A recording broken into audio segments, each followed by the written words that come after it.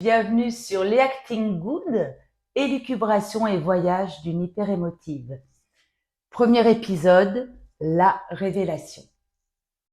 Alors, hyperémotive, je vous plante le décor, ça tourne tout le temps dans ma tête et c'est des pensées en arborescence, c'est-à-dire que une première pensée en amène une autre, qui en amène une autre, qui en amène une autre, qui en amène une autre.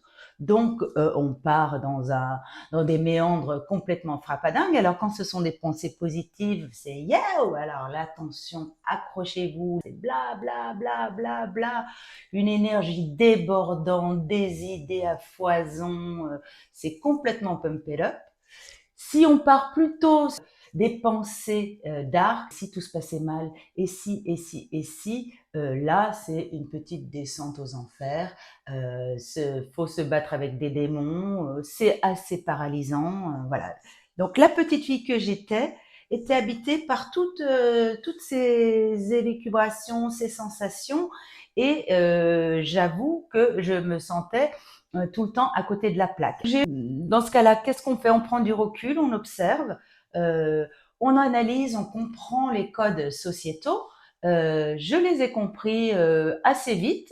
J'ai su m'adapter, j'ai compris comment avoir l'air pour me positionner et donc passer dans un groupe de manière plutôt discrète, alors que j'étais capable de débordements incroyables. Mais ma tactique de jeunesse, c'était d'être un peu en retrait, de pas trop me mêler au groupe. Quand on voit qu'on est tellement agisté, on va voir différents thérapeutes, on creuse, on analyse, on détricote. Quand on a essayé de chercher qu'est-ce qui avait pu mettre le bousin dans mes déterminations familiales, voilà, le rôle du père, de la mère, ok, on a tout analysé avec différents thérapeutes. Ok, on a compris comment ça s'était passé pour moi, soit, mais à l'issue de tout ça, eh bien, ça ne changeait pas sur ce qui se passait intérieurement. Ça ne m'a absolument pas libérée. Un jour, donc, jeune adulte, je décide d'aller voir mon médecin homéopathe. Voilà, un homme d'une humanité et d'une sagesse extraordinaire.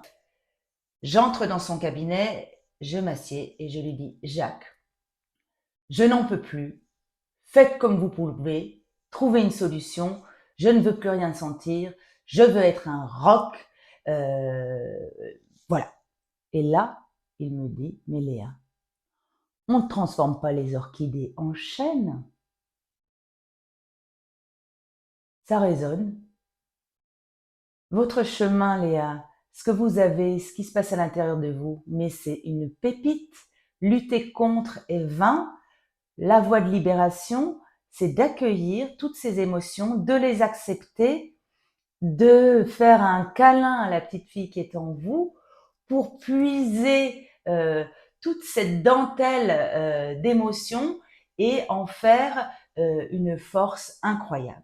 Le début d'une ouverture extraordinaire. Donc, j'ai pris conscience qu'il était important de donner à voir au monde cette réalité d'ADN, de gens hypersensibles, hyper émotifs, qui peuvent, à partir du moment où ils sont compris, écoutés, consultés et respectés, peuvent être vraiment des alliés extraordinaires.